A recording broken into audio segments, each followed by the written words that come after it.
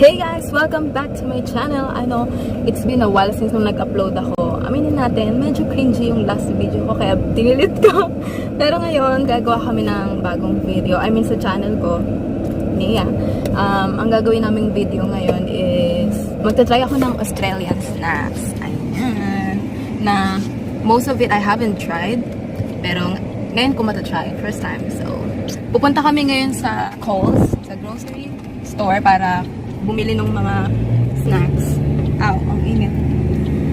So, kasama ko si Park ngayon. Si Park ka na. Ayan. So, yeah.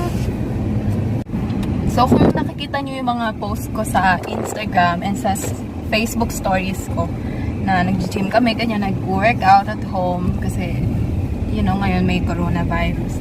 So, sa bahay lang kami nag-workout. Pero para sa video na to, sige, hindi kasi healthy yung mga snacks. Aminin na natin. Karamihan sa mga snacks hindi naman talaga healthy. Pero para sa video na to, sige. Okay.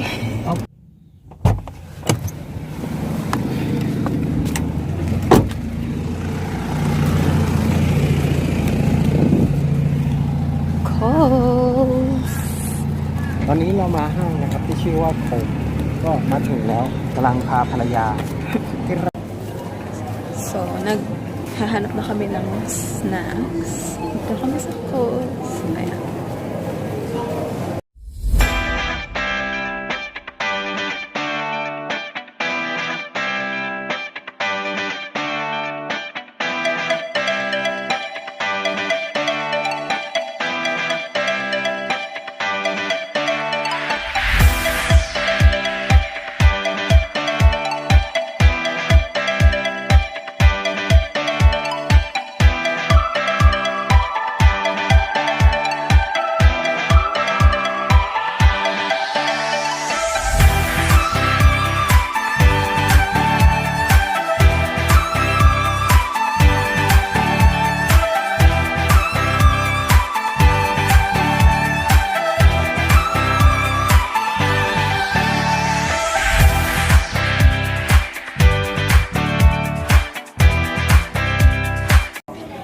Got the goods.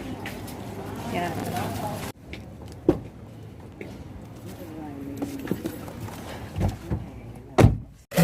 แล้วเขาก็ได้ทำวิดีโอด้วยนี่เจอกันที่บ้าน So, nagbablog din si Mike. Ayan. So, pauwi na kami. Excited na po mag-trip.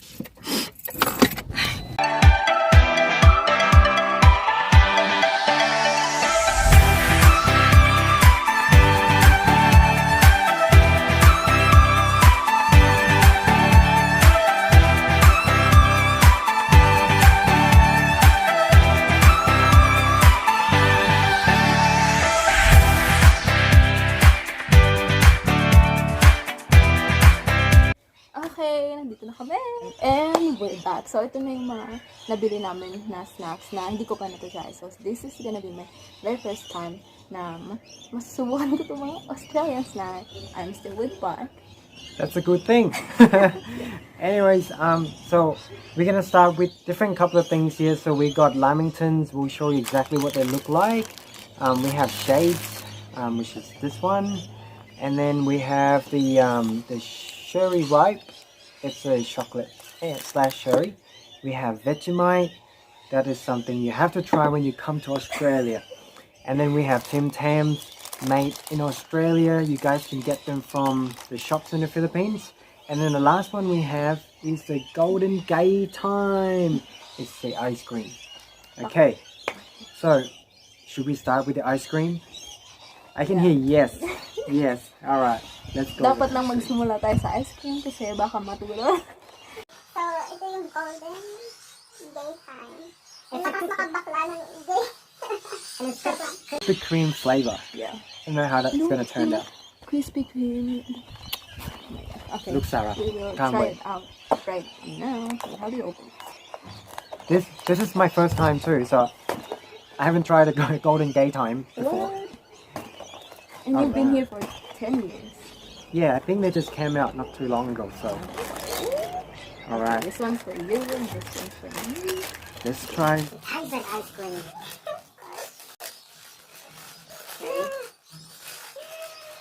Look at that. Wow. Hindi ko alam. Parang mga mani ata. Parang mga mani. Smell that. Ah, smell like Krispy Kreme. Yum. Wait lang. Okay. Let's take a bite. Yes. Mmm. It's so good. Parang mismo yung Krispy Kreme na donut. In an ice cream form. Brain freeze. Mm. Tastes exactly like ice cream. I mean, donut. So, i-rate ko siya from 1 to 10, I'd say 8. Kasi, 8, kasi masarap siya, para talaga siya yung donut na Krispy Kreme. Pero, yung sa white niya dito, parang yung natural lang na popsicle ice cream na kahit saan mo mabibili. Yung sa panglabas lang talaga yung nagdala yung pagka Krispy Kreme na lasa niya. Understand? No. I'm gonna give it a 7 or 6. Because I like Krispy Kreme as a donut better. And this is a bit too sweet for me. But those who like the sweet stuff, this will be the ideal ice cream. So I'm not sure if it's available in the Philippines. Hindi ko rin sure. Okay. Let's move on Hindi to the... sure. Let's move on to the next. Okay, for the next one. We're gonna have Vegemite. Vegemite. We got the Vegemite from the shop, a small one. I've tried before, but Mia hasn't, so I'm not gonna give it away. But we'll get into it now. So if you guys don't know, sabi nila kapag nasa Australia ka, dapat try mo yung Vegemite. Pero ang dami ko kasi nakitang review dito na mga nag-try na foreigner na hindi nila gusto kasi ang weird daw ng lasa. Pero ngayon, nandito na guys. Okay. So, ginagawa nila, pinapalaman sa tinapay. Bread and a knife. Okay. Butter knife, not an actual knife. Alright. Ang dara Smells ng so sweet.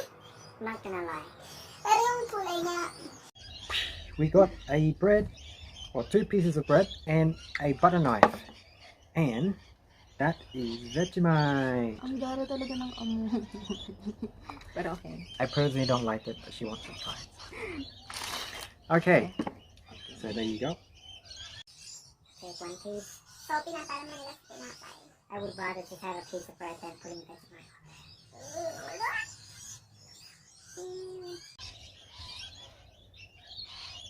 It looks tempting, like exactly like a chocolate spread.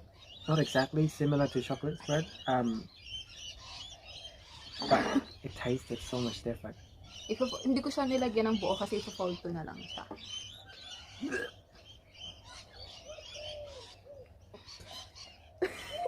See, I told you. Ang asin. It's a bit sour. Some people they put butter on it and they put the Vegemite on it to make it taste a bit better. Some people go to the extreme, straight up scooping off the Vegemite jar and put it in their mouth.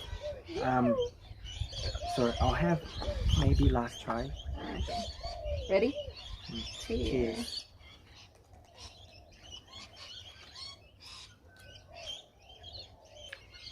Yeah, I don't like that. So I rate it like a -1. Like really, it's Literally. disgusting. Sorry. Look, I Not know for us. my friend Aussie, they're like, oh, it's for Asians. What are you guys doing? We just simply don't like Vegemite just because. Water break. Hey, look, no offense, but some people love it. And I heard that some good things about it. It's just not for us. I'm sorry. Buti na lang maliit lang yung binili namin. Kasi kung malaki, my gosh, sayang. Pero ito, parang $2.75 lang siya. Not bad. Not too bad. Okay, next. Next, what I'd should like we to try this one. So this one is shapes. Yeah, in nacho cheese. So cheese flavor. Nacho cheese! Who doesn't love nacho cheese? Are you even a human? I can't think of any. Masarap po. Just keep it there. Mm. Here. Kung nagtataka kayo, wala na yung ice cream siya eh. Nilagay na namin siya agad sa fridge kasi baka so na. Ang bango. That smells good. Yummy. Okay. So nice. Okay, ready? Sorry. Cheers. Oh my gosh. Ang sarap. Para talaga siyang So good. para talaga siyang nachos na nasa biscuit form. You know what I mean? Look. Para siyang biscuit. So good. You got a friend or family who lives in Australia? Tell them. Get this one. I'd honestly rate this 10 out of 10. Yeah. Really Out of good. things that we had, this is the 10th. I give it a 10 rating. Perfect. When you're watching a movie, yeah, Having these is like heaven on earth. Oh. so good. Next one. Alright, next up, let's try Lamington. Lamington. Will it best to last between things? Wait, if you look closely,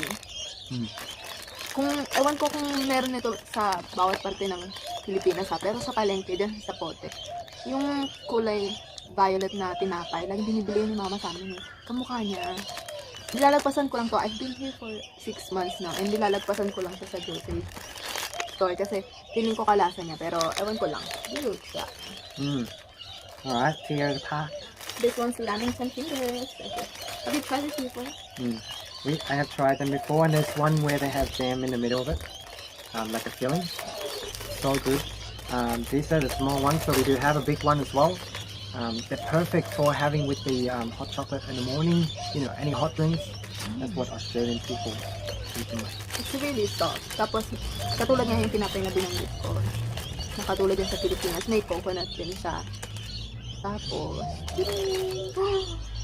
ang spongy ng ano na. Yeah, it's like a sponge cake. Okay. Oh, and that smells so good. So good. Ang sarap. Isa pa. Ang sarap. So look up the recipe and try and make them in the Philippines. These are so good. And you can sell them. People are gonna buy them. Hindi niya kalasa yung sinasabi ko na tinapay. It's very peanuts. Ang sarap nito. I'll rate this a 10 out of 10. Yeah. It's 10 really out good. of 10. You like it. Last up, what we're gonna have now is Tim Tams. What flavor is that? So this one is in dark chocolate. Why dark? Kasi na-try ko na lahat. Ay yung iba pang flavors nito na-try ko na siya. So ito pa lang yung hindi ko na-try. So how do you eat Tim Tams the right way? The right way to eat Tim Tams is to put in your mouth. Nah, I'm kidding. So what you have to do first, just like you see here, it's a cup of Milo hot chocolate or whatever you like. And then what we do, we call a Tim Tam slam. The way we slam the Tim Tam is you take one piece, bite on one corner, and then we do the same on the other corner, and we then suck the drink through the Tim Tams. So what will happen there is the whole thing is going to get softer and it's going to turn into a kind of like a lava chocolate cake. Calm down. So, parang gagawin mo siyang straw, tapos higupin mo siya ng parang straw. So, sa loob niya may filling. Yan. Nung nag-date pa lang kami, sinisendan niya ako ng mga chocolates, tsaka ng, of course, Tim Tams. And sobrang love na love ko siya, pati yung mga family ko. Sobrang gustong-gusto nila ito. Really good. It's so good. 10 out of 10. 10. Never tried the flavor, but it is awesome. Now in Australia we have a lot of flavors in Tim Tam, so we have different styles. But what we found that we really like is either dark chocolate or double coated. Double coated are really good. So in the Philippines you might find a double coated, and the originals. I'm not sure about dark chocolate or something else, but you gotta have a look at a shop. Where are the shops that they have the Tim Tams? The real Tim Tams? Here, No, in the Philippines. we don't have the real ones in the Philippines. Isn't there a shop in Makati? Oh yeah. Merong Tim Tam sa Pinas. Parang sa Makati ko siya nakita nung nagtatrabaho pa ako sa bangko. wait lang, Glorieta, sa Glorieta. Tapos parang 200 plus siya each. Mahal para sa Philippine money. Expensive. Yeah. Okay, so the winners of the day. Okay, so yun lang yung sa video namin ngayon. Sana nag-enjoy kayo. Nag-enjoy kami. Lalo na ako. Ang sarap kumain. The winner, like we said, 10 out of 10 goes to number 1, shades. And then next one, lantern. Gaytime's my personal favorite. Alright guys, well I hope you enjoyed the video and Please subscribe to my channel para makita nyo pa yung mga future uploads ko. And kung gusto nyo pa makita si Pat, comment down below. see you.